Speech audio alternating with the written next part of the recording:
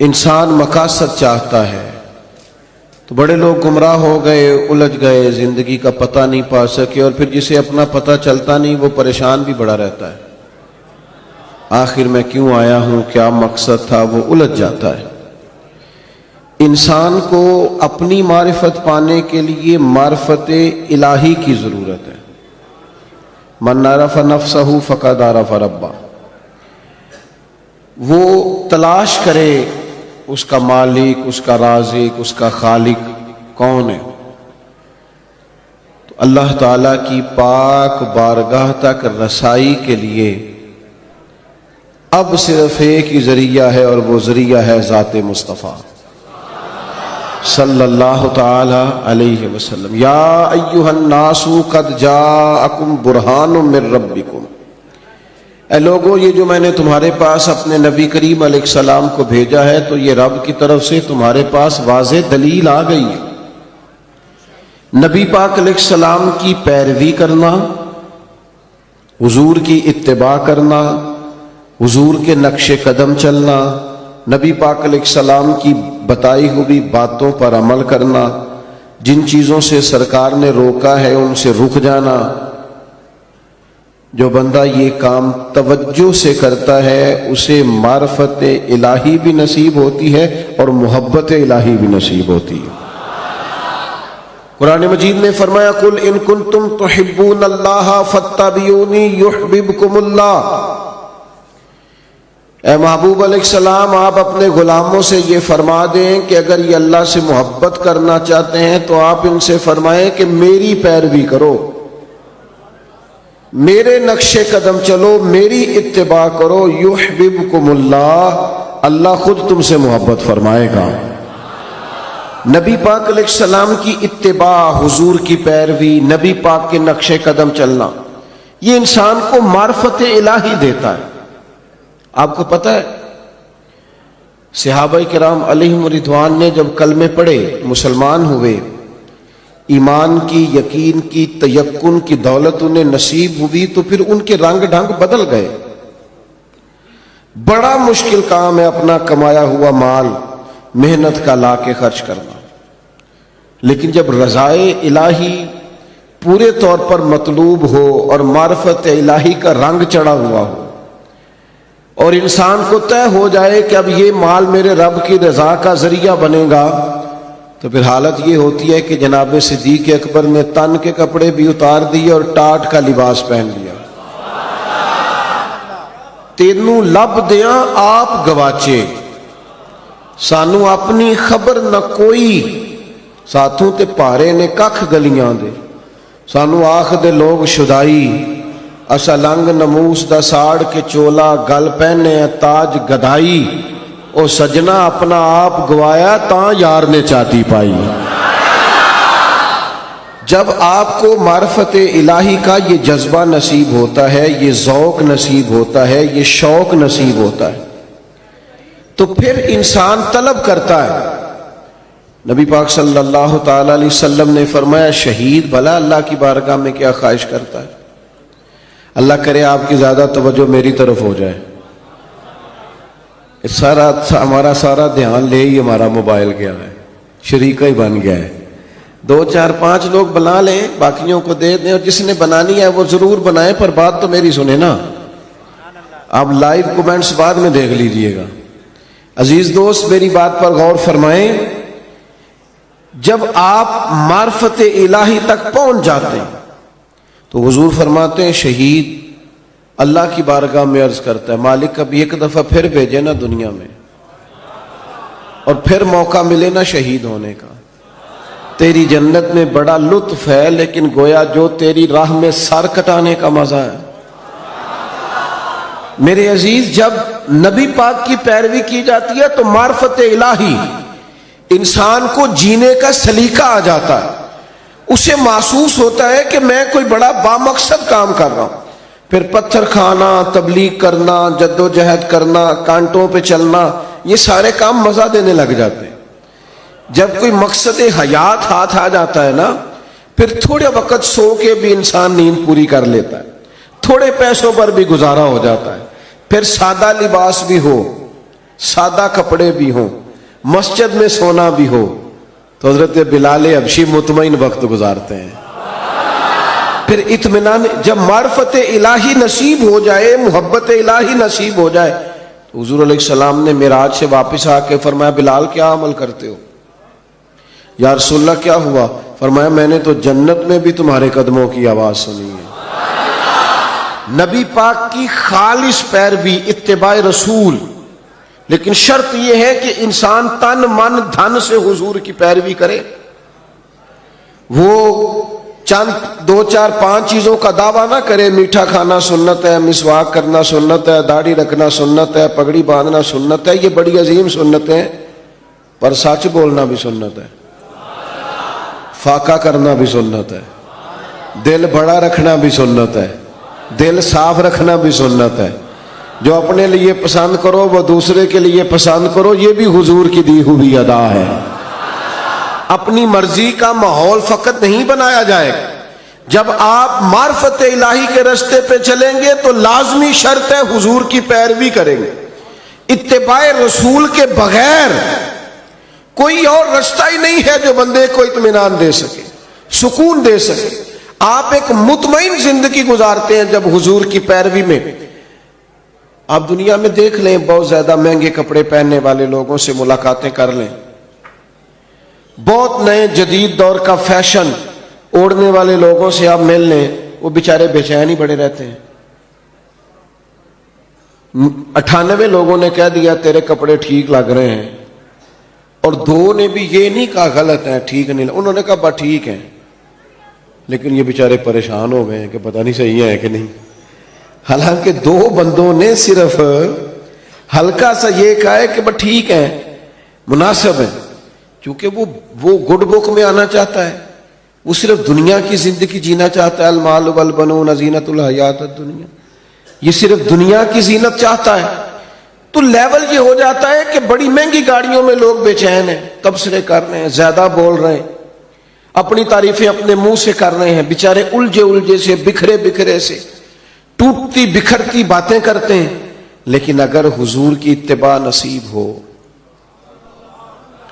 اگر پیروی نصیب ہو, تو حضرت عمر نے دیکھ لیا تھا ایک دفعہ سرکار کو موٹے بان کی چارپائی پہ لیٹے ہوئے. صحیح مسلم بخاری دونوں میں موجود ہے. تو عرض کی یا رسول اللہ, آپ اللہ کے محبوب ہو کے اتنی مشقت کرتے ہیں. تو محبوب نے فرمایا عمر تم یہ پسند نہیں کرتے کہ کیسر و کسرا دنیا میں آرام کریں اور آخر میں رسوا ہو جائے, اور ہم دنیا میں تھوڑی مشقت برداشت کریں اور آخرت کی ساری عزتیں اللہ ہمیں ہی عطا فرما دیں. بس یہ بات جناب عمر نے پلے سے باندھ لی, زندگی کو سادہ کیا, بود و باش کو سادہ کیا, حضور کی اتباع. اور یہ چیز تسلی دیتی ہے, دل مطمئن ہو جاتا ہے. آپ کبھی دیکھیں محنت مزدوری کرنے والے لوگوں کو, ان کو کوئی ٹینشن نہیں ہوتی کوئی ہمیں دیکھ رہا ہے کہ نہیں دیکھ رہا, کسی کو کپڑے پسند آئے ہیں کہ. جو لوگ اللہ تعالیٰ کی معرفت کے بعد مطمئن زندگی گزارتے ہیں وہ ذہنی الجھاؤ سے بچ جاتے ہیں, وہ ایک مطمئن اطمینان بخش وقت گزار کے دنیا سے جاتے ہیں.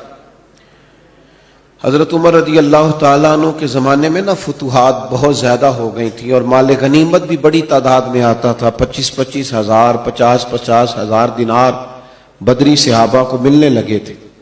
وسعت آ گئی تھی, اور جائز بھی ہے کہ آپ کے پاس اگر پیسے ہوں, وسعت ہوں, تو آپ کوئی قیمتی لباس پہنے تو منع بھی نہیں, اچھا گھر بنا لیں تو منع بھی نہیں.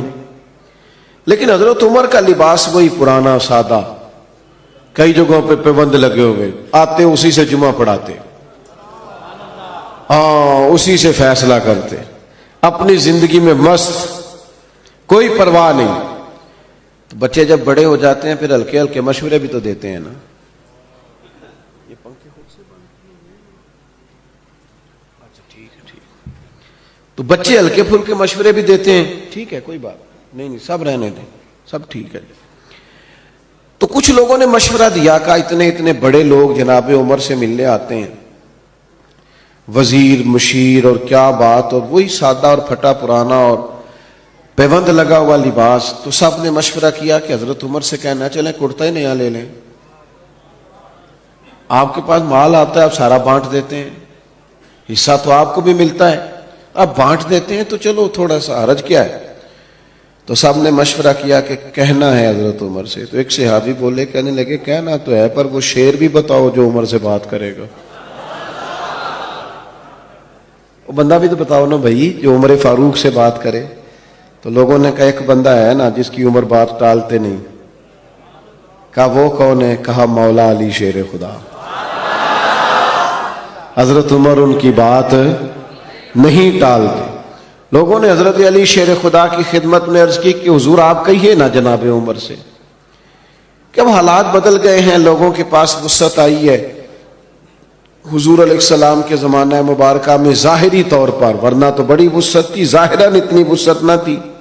جناب صدیق اکبر کا زمانہ بھی کچھ ایسا ہی تھا. تو اب تو بڑا مال غنیمت آتا ہے اور حالات اور کے اور ہیں, تو حرج کیا ہے اگر نیا کرتا لے لیا جائے. تو حضرت علی کہنے لگے بالکل تمہاری بات ٹھیک ہے, توجہ ہے نا آپ کی, اور عمر سے کہنا بھی چاہیے. پر فرمانے لگے یہ بھی مجھے پتہ ہے میں کہوں گا تو وہ مان لیں گے, پر یہ تمہیں بتاؤں میں نے کوئی نہیں کہنا,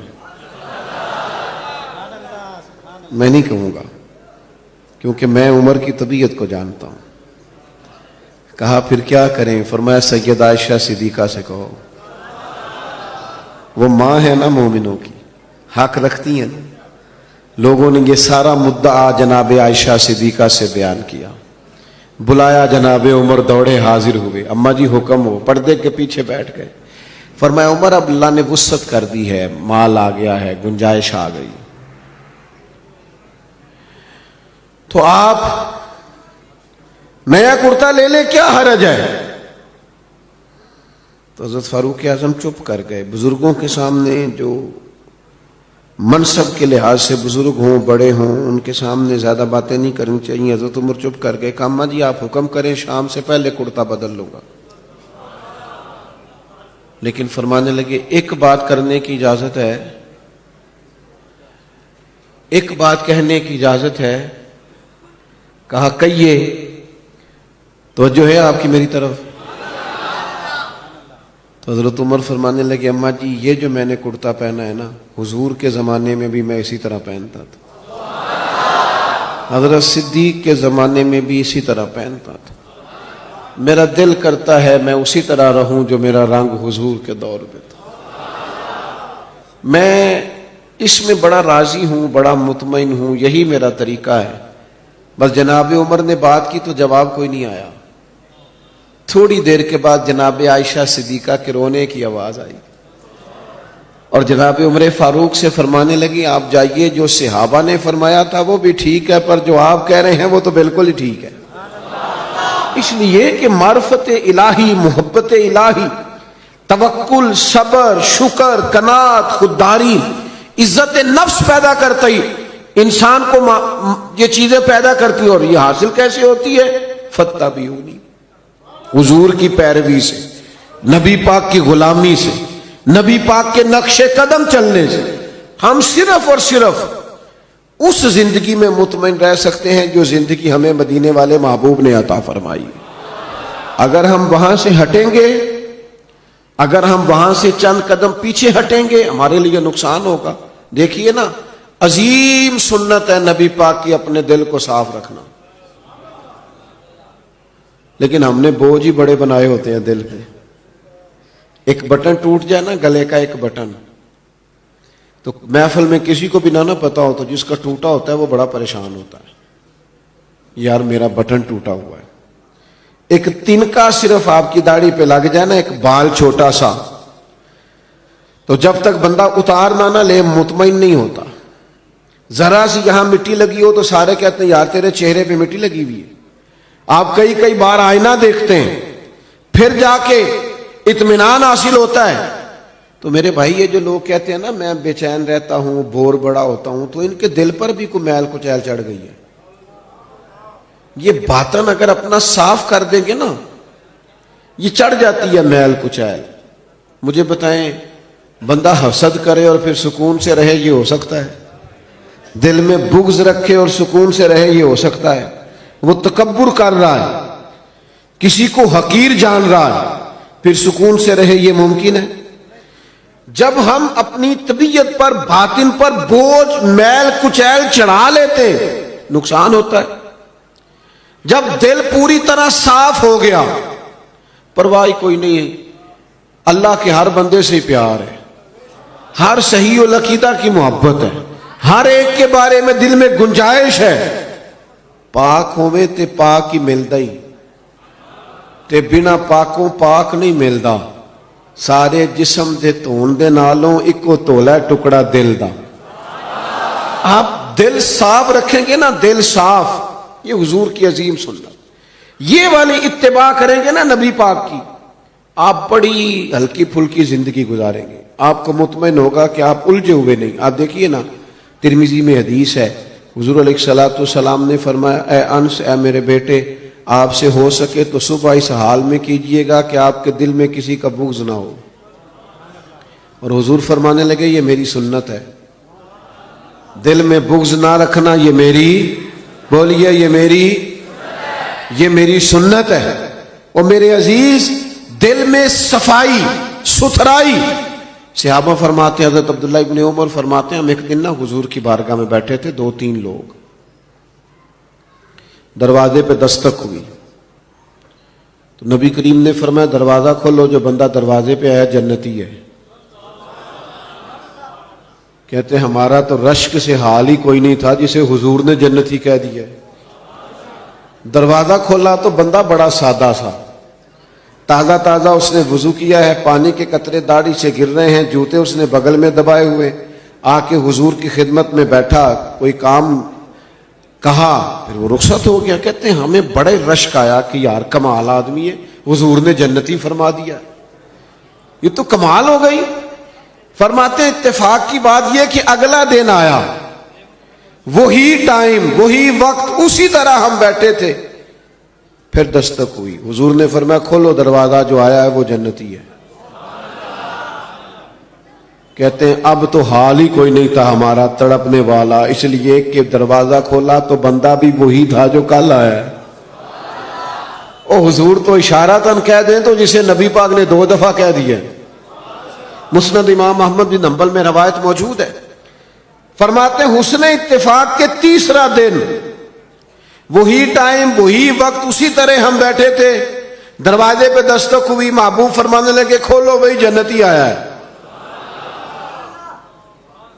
فرماتے ہیں ہمارا حال نہیں تھا کوئی، اس پر ناز کرتے، رشک کرتے، غبطہ ہوتا۔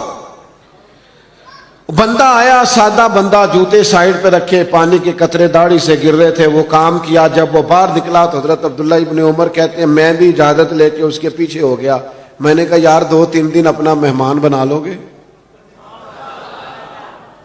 2-3 دن تو یہ بڑا عجیب کام ہوتا ہے نا، 2 گلیاں چھوڑ کے کسی کا گھر ہو تو وہ کہے مجھے مہمان بنا لو، تو کچھ ہوتے ہیں نا ایسے بھی مہمان، تو بن گئے مہمان، مجھے مہمان بنا لو۔ کہتے میں نے کہا بھئی میں کوئی امیر آدمی نہیں ہوں، غریب ہوں، جو روکی سوکی کھاؤں گا تمہیں بھی ملے گی، آ جاؤ۔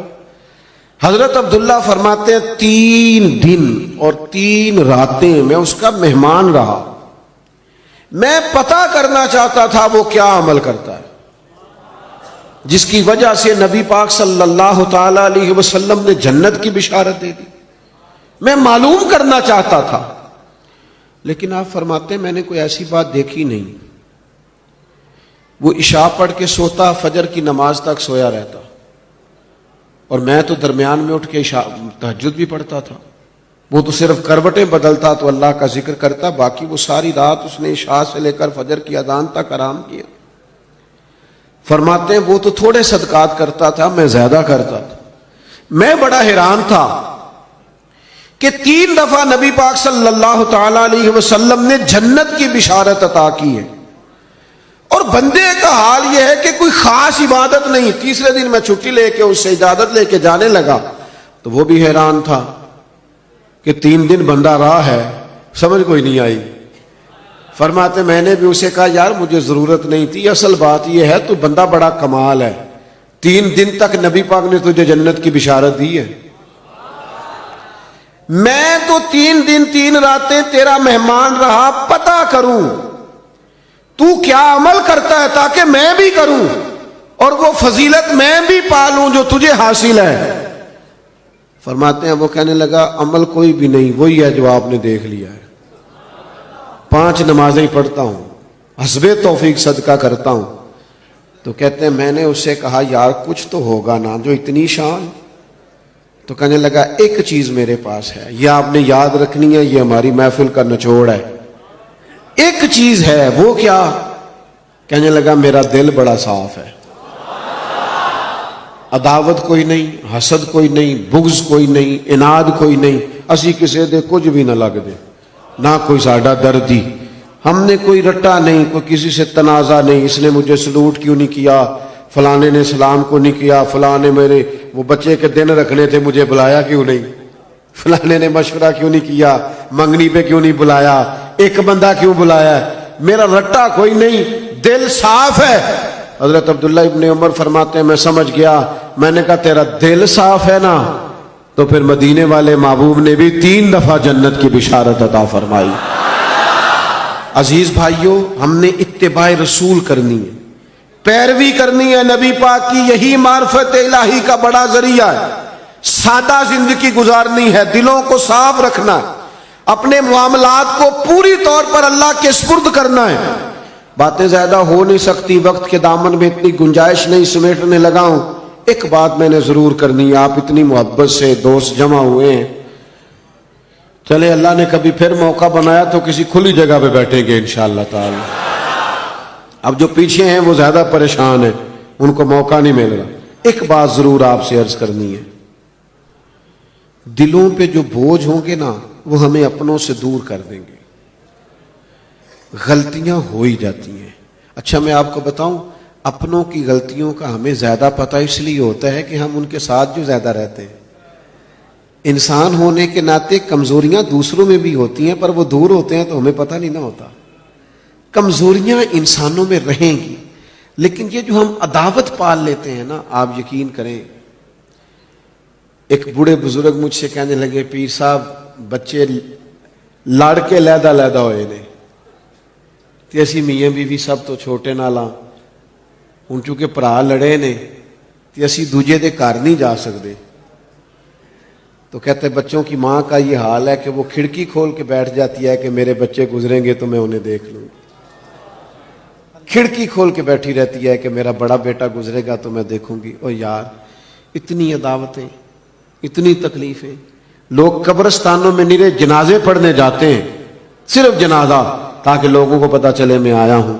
ورنہ ہم نے دل سخت کر لیے، طبیعتوں میں گھٹن ہے، ہمارے لہجے تلخ ہیں.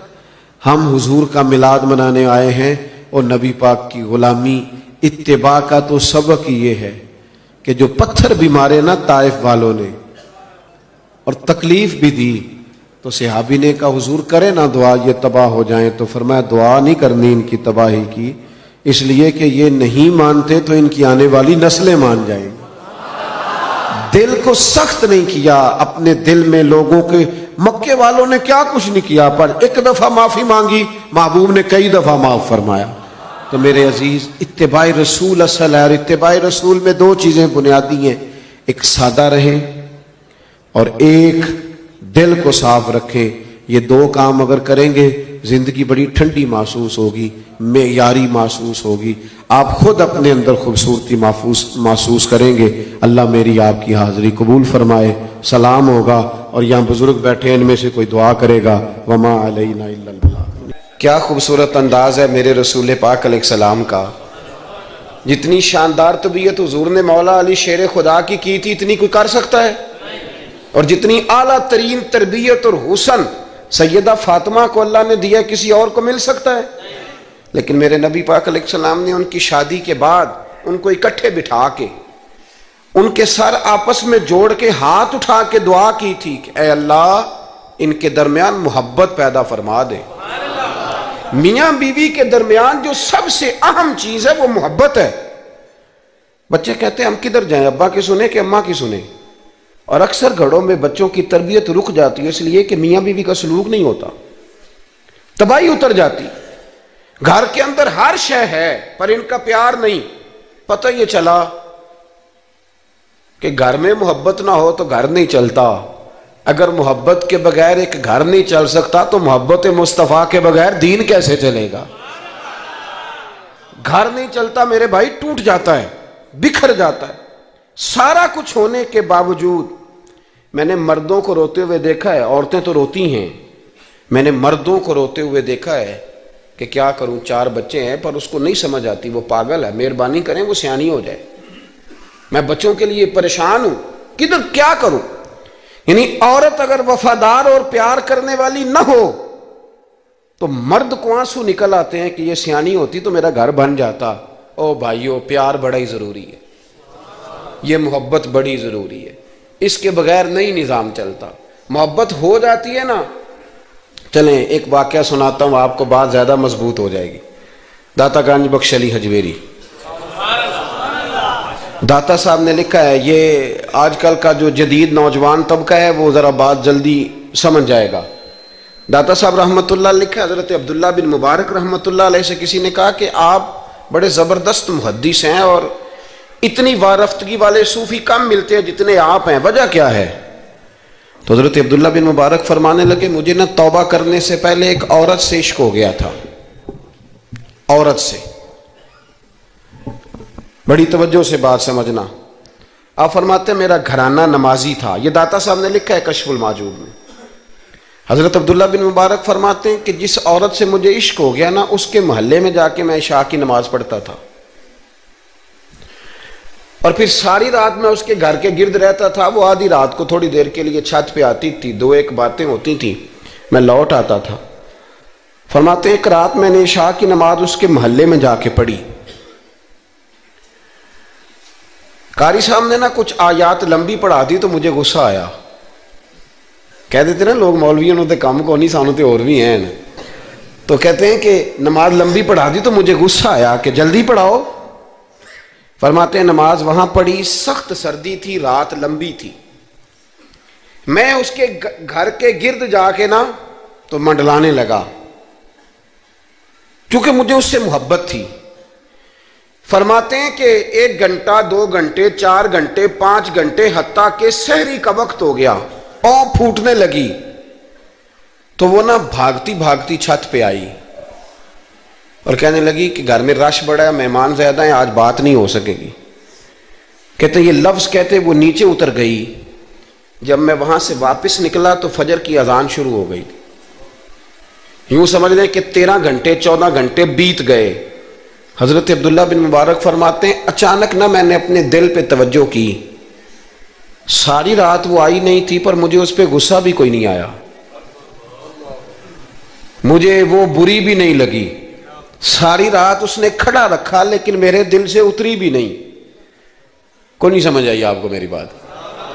فرماتے ہیں کہ پھر میں نے اپنے دل پہ توجہ کی تو مجھے سمجھ آئی کہ مجھے اس سے کھرا پیار ہے، سچا پیار ہے۔ یعنی اس نے آدھا جملہ کہا کہ میں مجبور ہوں، تو میں نے اس سے مزید نہ قسم اٹھوائی نہ گواہ مانگے، میں اس کی وہ مجبوری بھی فوراً ہی مان گیا۔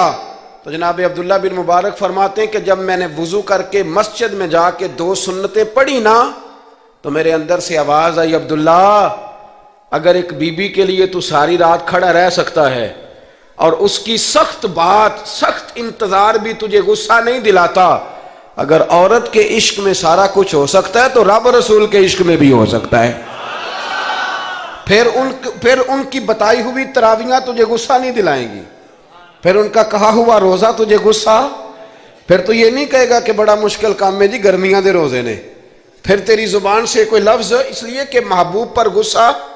وہ کسی اردو کے شاعر نے کہا تھا کہ اس نے کہا تھا عشق ایک ڈھونگ ہے، تو میں نے کہا تجھے عشق ہو خدا کرے، پھر کوئی تجھے اس سے جدا کرے، پھر تو اسے تسبیحوں پہ پڑھا کرے، پھر تو گلی گلی پھرا کرے، پھر تو اسی کا نام جپا کرے، پھر میں کہوں کہ عشق ایک ڈھونگ ہے اور تو نہیں کہا کرے۔ ایک صاحب نے مجھے ایک دفعہ فون کیا، ہمارے سنگی ہیں، وکیل ہیں، بیوی ان کی پروفیسر ہیں، کہنے لگے جی آپ کے ایک بزرگ نے کہا ہے کہ صحابہ نبی پاک صلی اللہ علیہ وسلم کا بول مبارک پیشاب مبارک پی جاتے تھے۔ لوگوں کو بڑی جلدی ٹینشن ہونے لگ جاتی ہے ان چیزوں کی، بڑی جلدی۔ اس رستے کے مسافر نہیں نہ ہوتے، اس رستے کے مسافر نہیں، انہوں نے کہا جی کہ صحابہ حضور کا لعاب دہن اپنے چہرے پہ مال لیتے تھے، ناک سے رینٹھ نکالتے تھے تو مال لیتے تھے، یہ کیسے ہو سکتا ہے؟ میں نے ان سے کہا کہ تمہاری عقل میں بات نہیں آئے گی، تمہارا شعبہ نہیں نا، تمہارا یہ شعبہ۔ کہنے لگے آپ سمجھا دیں۔ تو میں نے کہا بھائی سنو، آپ کی بیوی امیر خاندان سے ہے، ہماری بچیاں جو پڑھی لکھی ہوتی ہیں نا امیر خاندان سے ہوتی ہیں، یہ جب کسی کے گھر جاتی ہیں نا تو ان کا بچہ پیشاب کر دے تو انہیں بڑی بدبو آتی ہے، اور اگر وہ کہہ کر دے تو یہ بھی کہہ کرنے لگ جاتی ہیں۔ ہوتا ہے کہ نہیں ہوتا؟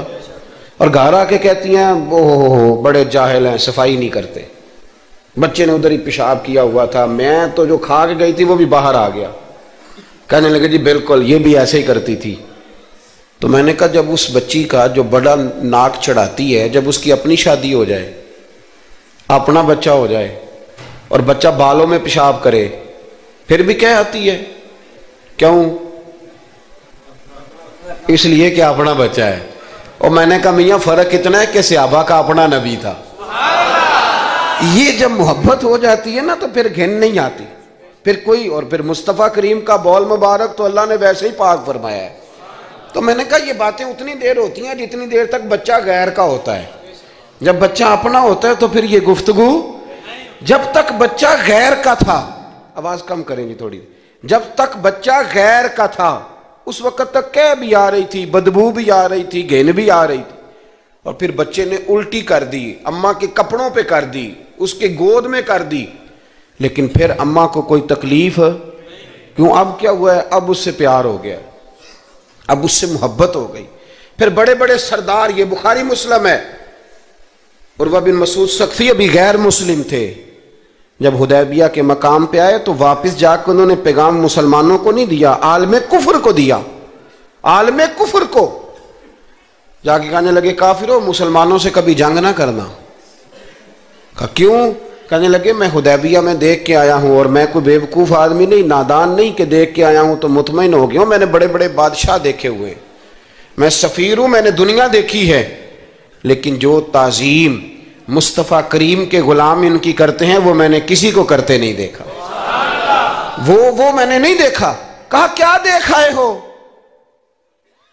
یہاں تو ہمارے یہاں درود و سلام پڑھنے والے بھی غریب غریب لوگ رہ گئے ہیں۔ سنیں جی، آپ باتیں نہ کریں، بڑی مہربانی میری بات سنیں۔ ہمارے ہاں تو میلاد کے جھنڈے اٹھانے والے بھی غریب غریب لوگ رہ گئے ہیں، ناراض تو نہیں ہو گئے آپ حضرات؟ جلسے میں آنے والے بھی غریب لوگ، جلسہ کرانے والے بھی غریب لوگ، تگڑے لوگ بھی جلسہ کراتے ہیں پر کسی ایم این اے کا، وہ بھی جھنڈا لگاتے ہیں پجاروں پر کسی سیاسی جماعت کا، اپنے اپنے نصیب ہے نا۔ ساری زندگی جھوٹوں کے نعرے مارتے ہیں، سچے رسول کا نعرہ اللہ نے ہمیں عطا فرمایا ہے۔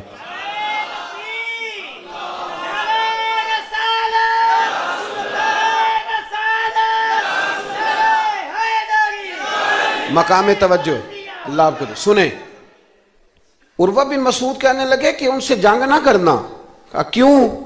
کہنے لگے یار میں نے بھی زمانہ دیکھا ہے پر میں عجیب ہی نظام دیکھ کے آیا ہوں کہ نبی پاک صلی اللہ تعالی وسلم نے وضو کیا ہے، کلی کے لیے پانی منہ میں ڈالا، اور جب وہ پانی واپس نکلا ہے نا تو میں نے دیکھا ہے صحابہ نے ہاتھ آگے کر دیے۔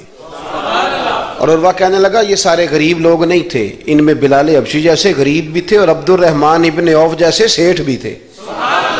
اور میں نے دیکھا ہے کہ جب نبی پاک علیہ السلام نے رینٹھ مبارک نکالی ہے تو میں نے ابو بکر صدیق جیسے دانشوروں کو لائن میں کھڑے دیکھا ہے، میں نے عمر فاروق رضی اللہ تعالیٰ عنہ جیسے مضبوط اعصاب کے لوگ، مضبوط قوت فیصلہ رکھنے والے، ان لوگوں کو میں نے لائنوں میں کھڑے دیکھا ہے، اور میں نے علی المرتضیٰ جیسے شیر کو لائن میں کھڑے دیکھا ہے۔ میں شیروں کو دیکھ کے آیا ہوں جو لائنوں میں کھڑے ہیں، اور خواہش یہ ہے کہ حضور کی کلی کے پانی کا ایک قطرہ مل جائے، قطرہ۔ اور یار میں نے عجیب رنگ دیکھا ہے، عجیب۔ آج تو میری جماعت کا یہ حال ہوا ہے کہ جعلی پیروں پہ تنقید کرتے کرتے لوگوں نے اصلیوں کا ادب بھی چھوڑ دیا ہے۔ اب تو یہ حال ہوا ہے کہ یہاں درد والی سوز والی مجالس میں بھی یوں لگتا ہے محفل نہیں میلہ ہے۔ کہاں گئے آنسو، کہاں گیا درد، کہاں گیا ادب، کہاں گیا سوز، کہاں گئی وہ کیفیات؟ عروہ بن مسعود کہنے لگے خبردار ان سے جنگ نہ کرنا، اس لیے کہ جو اپنے مصطفیٰ سے اتنا پیار کرتے ہیں وہ دین کا جھنڈا کبھی زمین پہ نہیں گرنے دیں گے۔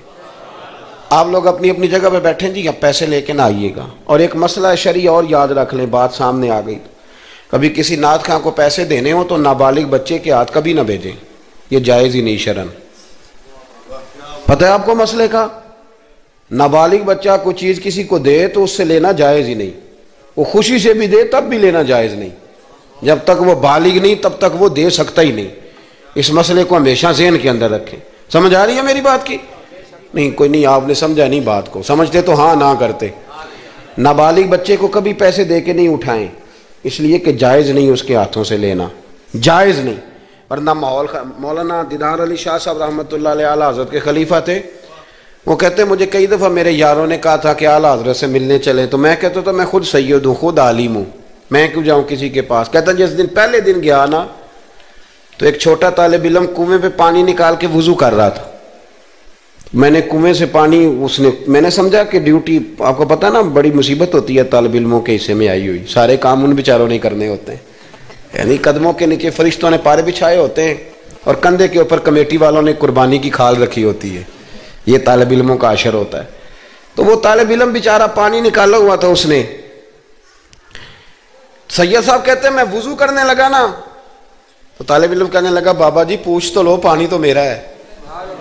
میں نے سمجھا کہ شاید خدمت پہ معمور ہے، نمازیوں کو وضو کر. اس نے کہا پانی تو میرا ہے. تو میں نے کہا چل بیٹے تو اجازت ہی دے دے میں وضو کر لوں. تو کہنے لگا آپ کو مسئلے کا پتہ ہونا چاہیے، میں نابالغ ہوں، اپنی مرضی سے بھی چیز کسی کو نہیں دے سکتا. سید صاحب کہتے ہیں میں نے اللہ اکبر کہا اور میں نے کہا دیدار علی شاہ تو بڑا عالم ہے، پر احمد رضا کے تو نابالغوں کا علم بھی تجھ سے زیادہ ہے. اس کرمد ہے اہل دول رضا اور پڑے اس بلا میں میری بلا، میں تو گدا ہوں اپنے کریم کا، میرا دین پا رہا ہے نانے. عام دام برسر مطلب رسول پاک کی محبت یہ انسان کو سجاتی ہے، سنوارتی ہے، تکبر دور کرتی ہے، عاجزی پیدا کرتی ہے، یہ روح کا وضو کراتی ہے. جب حضور کی محبت میں لوگ روتے ہیں تو پھر انسان کا دل صاف ہو جاتا ہے. نبی پاک کی محبت انسان کو آداب کا پابند کرتی ہے، وہ نعت کے ساتھ وابستہ ہو جاتا ہے. مسجد کی صفائی کرنا اس کے لیے آسان ہو جاتا ہے. حضور سے محبت ہوتی ہے تو بہانے نہیں کرتا بندہ کہ اب میں رمضان سے نماز شروع کروں گا، حج کر کے آؤں گا تو نیک بنوں گا، داڑھی رکھوں گا تو لوگ کیا، پھر یہ بہانے ختم ہو جاتے ہیں. اس لیے کہ محبت عمل کرنا آسان کر دیتی، محبت آسانی پیدا کرتی. حضرت ابو بکر صدیق رضی اللہ تعالیٰ عنہ سے کسی نے پوچھا تھا کہ آپ سب سے زیادہ راضی کب ہوئے؟ حدیث بخاری مسلم میں بھی ہے، پر کنز المال سے عرض کر رہا ہوں، وہاں تفصیل زیادہ ہے. حضرت ابو درداء رضی اللہ تعالیٰ عنہ فرماتے ہیں کسی نے پوچھا راضی کب ہوئے؟ انسان بڑی دفعہ راضی ہوتا ہے نا، جب مسلمان ہوئے تھے تب بھی بڑے راضی ہوئے ہوں گے، جب اللہ نے بیٹا دیا تھا تب بھی بڑے راضی ہوئے ہوں گے، اور پھر اللہ نے انہیں امیر المومنین بنایا. یہ سارے وقت ہوتے ہیں نا خوشی کے. کہا راضی کب ہوئے؟ تو صدیق اکبر بیٹھ گئے، فرمانے لگا بتاتا ہوں. کہ بتائیے. فرمانے لگے اس دن بڑا ہی راضی ہوا تھا جس دن میں نبی پاک کو مکے سے مدینے لے کے جا رہا تھا صلی اللہ علیہ وسلم، میں بڑا راضی ہوا. کہا کس طرح؟ تو حضرت صدیق اکبر فرماتے ہیں جب ہم مکے سے مدینے جا رہے تھے تو گرمی زیادہ تھی، میں نے دیکھا کہ حضور کو پسینہ آ رہا ہے اور پسینے کے قطرے میں نے چہرے پر ٹپکتے دیکھے. فرماتے میں پریشان ہو گیا کہ کوئی ٹھنڈا سایہ ملے تو میں حضور کو تھوڑا آرام کراؤں. فرماتے ہیں دائیں بائیں دیکھا کوئی چیز نظر نہ آئی. ایک پہاڑ کی ڈھلان تھوڑی جھکی ہوئی تھی، میری نظر پڑی تو میں نے عرض کی یا رسول اللہ اگر اجازت دیں تو دیکھ آؤں؟ حضور نے فرمایا دیکھ لو. کہتے میں گیا اور اپنی پگڑی کھول کے میں نے اس جگہ کو صاف کیا، پھر میں نے وہاں اپنی چادر بچھائی، عرض کی حضور تھوڑی دیر آرام کر لیں. او بھائی یہاں لوگ کہتے ہیں تعلیمات کی بات کرو، نماز روزہ حج زکوٰۃ کی بات کرو، اور جب تک ذات سے پیار نہیں نہ ہوتا بندہ بات بھی نہیں مانتا. یہ محبت مصطفیٰ ہوگی تو سارے کام آسان ہو جائیں. عشق رسول صلی اللہ تعالی علیہ وسلم آسان کر دے گا جینا. اعلیٰ حضرت فرماتے ہیں عشق تیرے صدقے جلنے سے چھٹے سستے، جو آگ بجھا دے گی وہ آگ لگائی ہے. حضور صلی اللہ علیہ وسلم کے لیے میں دیکھ کے آیا سایہ. آپ فرماتے ہیں پھر میں نے عرض کی یا رسول اللہ صلی اللہ علیہ وسلم تھوڑی دیر آرام کریں. کہتے ہیں حضور لیٹ گئے تو میرے دل میں خیال آیا کہ کوئی ٹھنڈی چیز ملے نا تو مصطفیٰ کریم کو پیش کروں.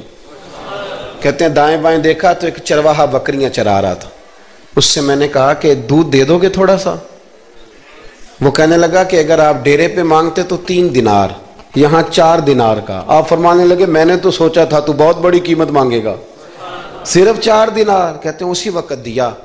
میں نے اسے کہا کہ پانی کہاں ملے گا؟ ذرا دیکھنا، یہ صحابہ روایت کر رہے ہیں، محدثین قبول کر رہے ہیں، جرح و تعدیل کے بعد اپنی کتب میں لا رہے ہیں، اس کا مطلب ہے یہ بھی دین کی اصل ہے، اس کا مطلب ہے یہی بنیادی دین ہے جو ہمارے محدثین نے ہم تک پہنچایا۔ میرے رسول کریم علیہ السلام کے غلاموں، حضرت ابوبکر صدیق رضی اللہ تعالیٰ عنہ کہتے ہیں میں نے کہا کہ پانی کہاں ملے گا؟ وہ کہنے لگا پانی بڑی دور ہے۔ میں نے کہا کتنی دور ہے؟ کہنے لگے وہ پہاڑ کے پیچھے۔ میں نے کہا سفر نہ بتا، بس تو رستہ بتا۔ اس لیے کہ جب عشق سکھاتا ہے آداب خود آگاہی، پھر کھلتے ہیں غلاموں پہ اسرار شہنشاہی۔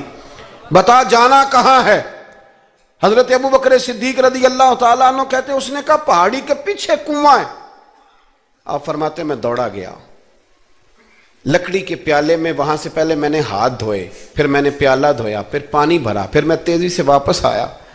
آ کر کے میں نے اس چرواہے سے کہا یار اس طرح کرو، پہلے اپنے ہاتھ دھو لو، پھر بکری کے تھن دھو لو، پھر مجھے دودھ دھو دو۔ کہتے مجھے کہنے لگا بڑے صاف ستھرے لگتے ہو، بڑے نفیس ہو۔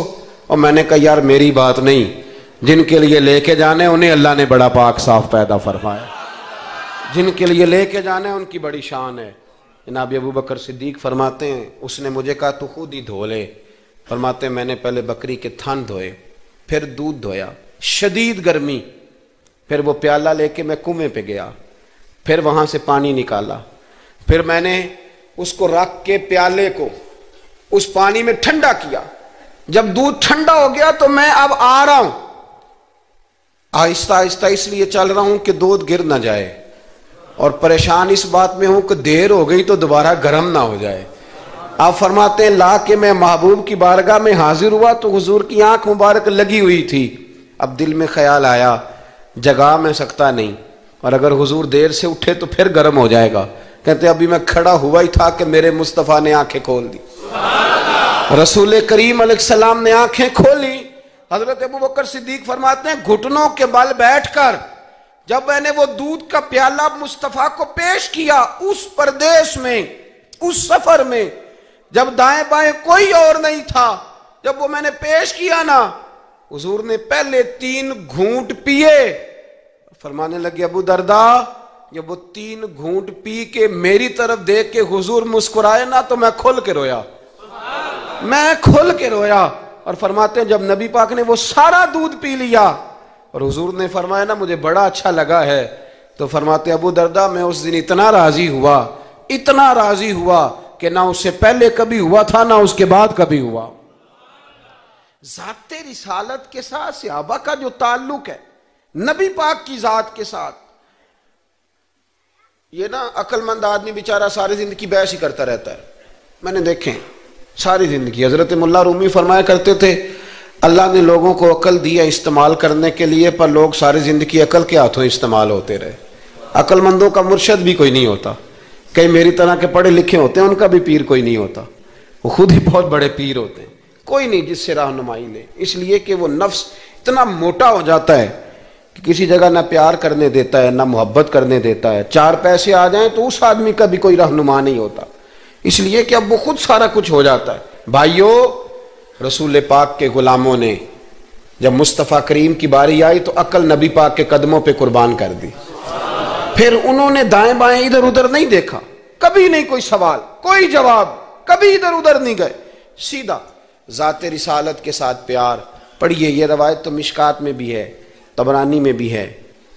صلح حدیبیہ کا معاہدہ لکھا جا رہا تھا، توجہ ہے میرے دوستوں، ہم ویسے ساری زندگی یہی سنتے رہے ہیں کہ الامر فوق الادب، حکم ادب پہ فوقیت رکھتا ہے، سنا یہی ہے، لیکن صلح حدیبیہ کا معاہدہ لکھا جا رہا تھا، لکھنے والے تھے مولا علی شیر خدا رضی اللہ تعالی عنہ، حضرت علی لکھ رہے تھے، حضور نے فرمایا لکھو، لکھا، حضرت علی نے پہلی عبارت لکھی تو لکھا محمد الرسول اللہ صلی اللہ علیہ وسلم، اور قریش مکہ کے درمیان معاہدہ، جب لکھا نا محمد الرسول اللہ صلی اللہ علیہ، تو ابو سفیان بول پڑے, کہنے لگے جی آپ محمد ابن عبداللہ لکھیں, کیونکہ ہم معاذ اللہ ہم رسول اللہ تو مانتے نہیں, یہ مان جائیں تو جھگڑا ختم. محمد ابن حضور محمد ابن عبداللہ بھی ہیں نا, اور محمد رسول اللہ بھی ہیں. امام زرقانی کہتے ہیں نبی کریم علیہ الصلوۃ والسلام نے فوراً کہا حضرت علی سے, علی اس طرح کرو رسول اللہ کاٹ کے نہ تو ابن عبداللہ لکھ دو.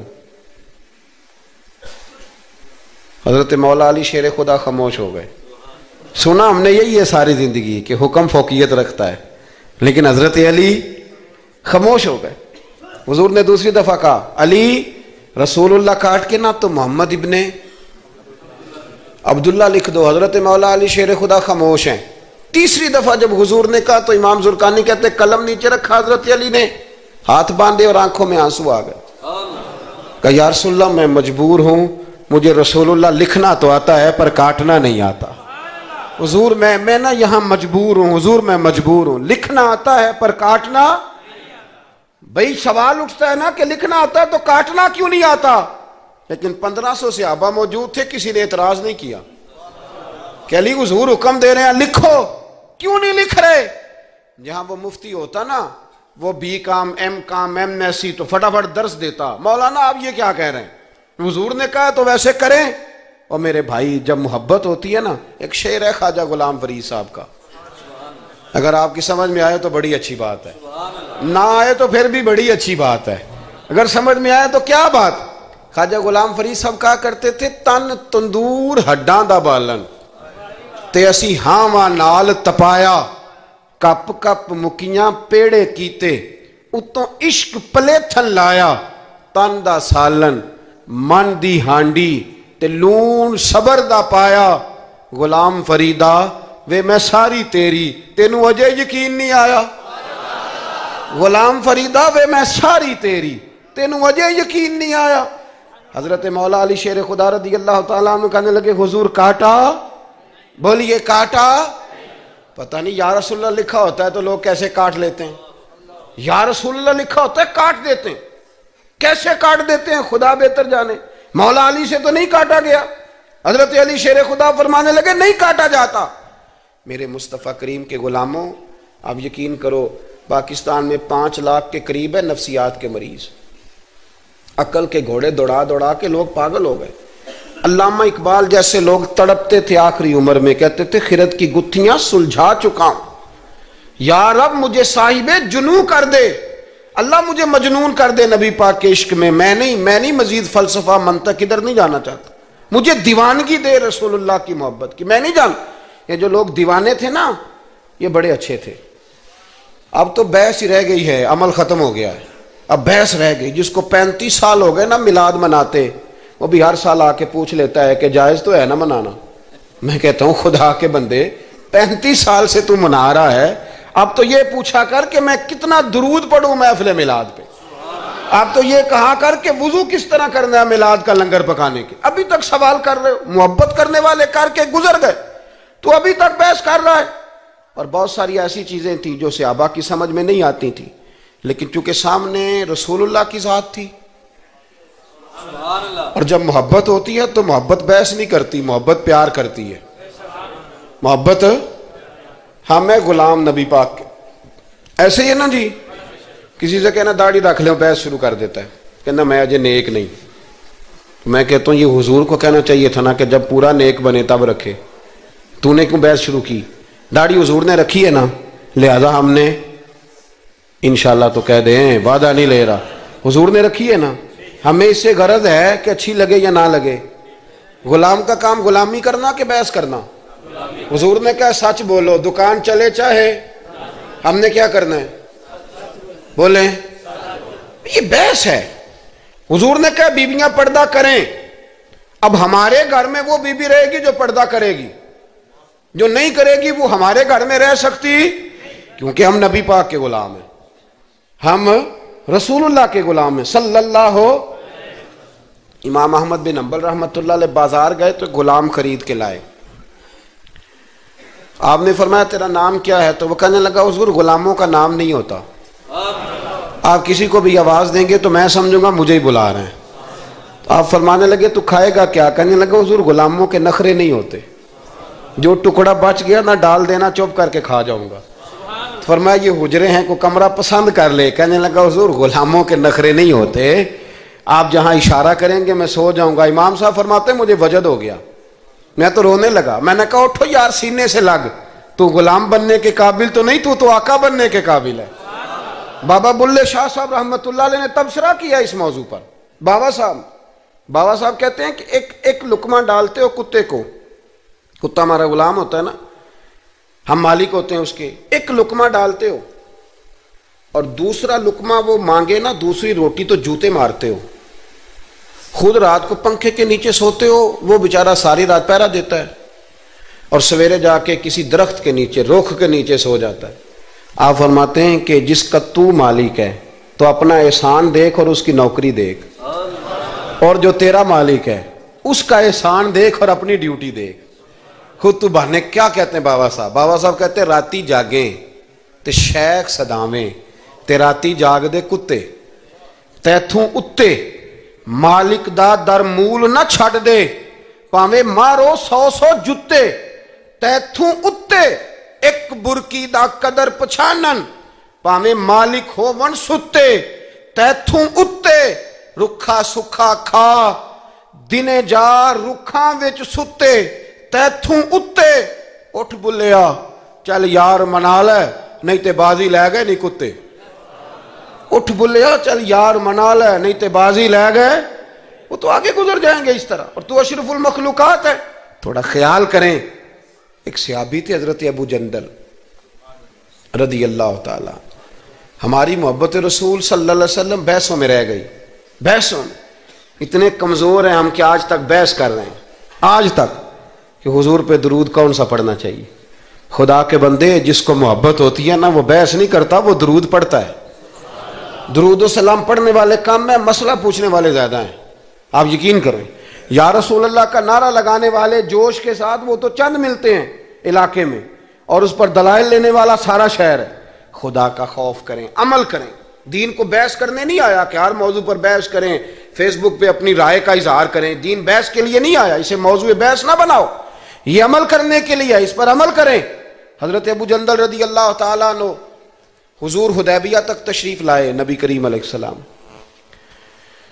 ادھر سے حضرت ابو جندل جو تھے یہ وہ دلیر صحابی تھے کہ ان کے والد نے انہیں زنجیروں سے باندھا ہوا تھا، ہاتھ میں بھی زنجیریں تھیں، پیروں میں بھی زنجیریں تھیں، اور ان کا باپ روز ڈنڈوں سے مارتا تھا۔ انہیں پتہ چل گیا کہ نبی پاک صلی اللہ علیہ وسلم یہ حدیبیہ تک آ گئے۔ حضرت ابو جندل کمرے میں قید تھے، باپ اور بھائی نے قید کیا ہوا تھا۔ انہوں نے نا اپنا سر مار مار کے نا کھڑکی کو تو کھڑکی توڑی۔ ڈاکٹر احمد عبد الرزاق نے سیرت النبویہ میں لکھا ہے کھڑکی توڑ کے باہر آئے، دیگر کتابوں میں بھی ہے یہ روایت۔ باہر آئے نا جب تو حضرت مولا علی شیر خدا فرماتے ہیں ہم نے نا حدیبیہ کی شرائط لکھ لی تھی، ان شرائط میں ایک شرط یہ تھی کہ مکے سے جو شخص آئے گا حضور ساتھ نہیں لے جائیں گے، اور وہاں بھی جائے گا تو پناہ نہیں دیں گے، اور اگر مدینے کا کو وہاں چلا گیا تو وہ واپس نہیں کریں گے۔ اس وقت تو یہ شرط بڑی کمزور لگتی تھی، پر سب سے زیادہ فائدہ اسی شرط نے اسلام کو عطا فرمایا، اس لیے کہ جو آدمی مکے سے آتا تھا اسے پتا تھا مدینے تو حضور کے پاس رہ نہیں سکتا، حضور نے وعدہ کر لیا، مکے واپس جا نہیں سکتے تھے، وہ کسی تیسرے شہر میں جا کے بیٹھتا تھا، تو صحابی جب تیسرے شہر میں بیٹھتے تھے تو سارے کا سارا شہر ہی مسلمان ہو جاتا تھا۔ اس شرط کی برکت سے کئی شہروں تک دین پھیل گیا۔ حضرت ابو جندل قید تھے، ان کے والد نے بھائی نے قید کیا ہوا تھا، یہ کھڑکی توڑ کر کے آئے۔ میرے دوستو جب حدیبیہ میں پہنچے تو حضرت علی کہتے ہیں جس رستے سے یہ چل کے آئے تھے، چونکہ پیروں میں زنجیریں تھیں تو جہاں سے چل کے آ رہے تھے خون بہتا آ رہا تھا، خون بہتا آ رہا تھا۔ فرماتے ہیں آ کے حضور کے سامنے کھڑے ہوئے تو بڑے درد سے روئے، بڑے درد سے، یا رسول اللہ مجھے چھوڑ کے نہ جائیے گا، میرا باپ ڈنڈوں سے مارتا ہے، تو مجھے بتا باپ کبھی ایسے چھوڑ کے چلا جائے اور مرشد چھوڑ کے چلا جائے تو کچھ چیز باقی رہتی ہے، لیکن عشق جب سچا ہوتا ہے تو میں شروع میں کہہ چکا، پھر محبوب پہ غصہ نہیں آتا، پھر کوئی بات ایسی نہیں ہوتی جو دل میں رہ جائے۔ میرے کریم رسول صلی اللہ تعالی علیہ وسلم کے سامنے درد سے روئے، یا رسول اللہ چھوڑ کے نہ جائیے گا، حضور یہ دیکھیں میرا باپ مجھے ڈنڈوں سے مارتا ہے۔ حضرت علی کہتے ہیں کہ چونکہ معاہدہ طے ہو گیا تھا، ابھی دستخط نہیں ہوئے تھے، ہمارا دل کر رہا تھا کہ حضور اجازت دیں تو ہم ان کافروں کے پرخچے بکھیر دیں، اتنا بھی کوئی ظلم کرتا ہے؟ لیکن کہتے ہیں حضور اٹھے، حضرت ابو جندل کا سر محبوب نے اپنے کندھے پہ رکھا، جناب ابو جندل بھی کھل کے روئے، ایک باری میری آنکھیاں چوں اونا نے اتھرو پونجے سن، ہن تے چسکا پہ گیا رونے دا تے ہر ویلے آہو زاری دا۔ کہتے ہیں کھل کے روئے حضرت ابو جندل، کہا حضور مجھے چھوڑ کے نہ جائیے گا۔ جب وہ رو رہے تھے تو ابو سفیان اٹھے، کہا آپ نے وعدہ کر لیا، لے جا نہیں سکتے۔ ایک صحابی نے کہا بھی تو دستخط نہیں ہوئے، کہا نہیں پھر ہم توڑتے ہیں معاہدہ۔ سننا بات، غور کرنا، عقل کہاں تک انسان کو پریشان کرتی ہے اور محبت اسے کتنا سلیقہ سکھاتی ہے، کتنی اطاعت اور اتباع سکھاتی ہے۔ نبی کریم علیہ السلام نے نا حضرت ابو جندل کو تسلی دی، اور پھر حضور نے تھپکی دے کے نا کندھے پہ فرمایا تیرا تھوڑا سا امتحان رہ گیا ہے۔ دل پہ ہاتھ رکھ کے بتانا کام بڑا مشکل ہے، تیرا تھوڑا سا امتحان رہ گیا ہے۔ جناب ابو جندل کو یہ کہہ کہ حضور نے رخ انور پھیرا تو ان کے والد نے گریبان سے پکڑا، کھینچ کے لے گئے اور کہنے لگے ان کے ساتھ تو معاذ اللہ جانا چاہتا تھا جو تجھے لے کے نہیں گئے، ان کے ساتھ۔ جناب ابو جندل نے باپ کا ہاتھ جھٹکا، اٹھ کے کھڑے ہوئے، کہنے لگے زیادہ باتیں نہ کر، میرا تو ایمان پہلے سے زیادہ مضبوط ہو گیا ہے کہ میرا رسول وعدوں کا پکا ہے، میرا تو ایمان پہلے سے مضبوط ہو گیا۔ اور کیا شاندار لفظ لکھے ہیں ڈاکٹر صاحب نے۔ حضرت ابو جندل کہنے لگے ابا اب تو اس طرح کر، میری یہ زنجیریں کھول دے، ہاتھوں کی بھی کھول دے، پیروں کی بھی کھول دے، اور مجھے بتا میں نے کس کمرے میں قید ہونا ہے، تو بس بتا دے کہاں قید ہونا ہے۔ اب میں تیرا قیدی نہیں ہوں، اب میں محمد عربی کے حکم کا قیدی ہوں۔ جب تک رسول اللہ صلی اللہ علیہ وسلم کا نیا حکم نہیں آتا میں قید میں رہوں گا، اور میں خوشی کے ساتھ رہوں گا۔ جتنے کفار وہاں کھڑے تھے نا، جتنے کھڑے تھے، جتنے حضرت ابو جندل کے والد سمیت، وہ کہتے ہیں ہماری توجہ باقی معاملہ سے ہٹ گئی اور جناب ابو جندل کی طرف چلی گئی۔ یہ بھی رنگ ہوتا ہے، یہ بھی وہ کیا کہا تھا میاں صاحب نے؟ میاں صاحب فرمانے لگے کچا رنگ للاری والا جیڑا چڑھدا لیندا رہندا، اے عشق تیرے دا رنگ محمد چڑھ جائے پھر نہیں لیندا۔ یہ پکا رنگ ہوتا ہے۔ اپنے آپ کو سمیٹیں، دین کے ساتھ خشک رشتہ بناؤ گے تو لمبا نہیں چلے گا، لمبا نہیں چلے گا۔ جو بوجھ سمجھ کے نماز پڑھتے ہیں نا، وہ تو زور سے عصر تک مسجد کے حجرے میں گپے لگا رہے ہوتے ہیں، عصر کی اذان ہوتی ہے تو کام یاد آ جاتا ہے۔ یہ بہت بڑی سزا ہے۔ ساری زندگی انسان باقی سارے کام دلچسپی سے کرے اور نماز اس پر بوجھ رہے تو اسے توبہ کرنی چاہیے کہ کہاں کوئی ایسی کوتاہی ہے جس کی وجہ سے یہ سارا کچھ ہے۔ میرے بھائی، جب محبت ہوتی ہے پھر سجدے بھی طویل ہوتے ہیں، جب محبت ہوتی ہے پھر قرآن پاک کی تلاوت کی بھی کثرت ہوتی ہے، جب محبت ہوتی ہے سارے کام آسان ہو جاتے ہیں۔